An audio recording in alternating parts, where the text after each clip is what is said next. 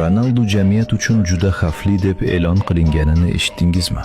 Bu aqldan ozgandek tuyuladi. Lekin muxlislar uzoq vaqtdan beri muammo Ronaldoning xatti-harakatida emas, balki uning mavjudligining oqibatlarida ekanini aytishadi.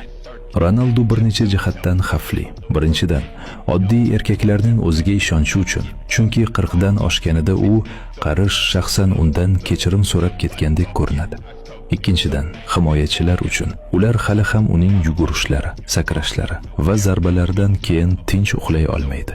Va uchinchidan, internet uchun. U har safar futbolkasiz surat joylaganda ishdan chiqadi. Aytishlaricha, agar Ronaldo gol ursa, odamlarning yarmi sport zaliga borishga motivatsiyalanadi.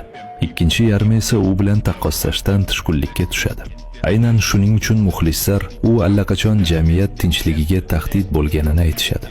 Eng qiziq tomoni shundaki, Ronaldo o'zi ataylab hech narsa qilmaydi.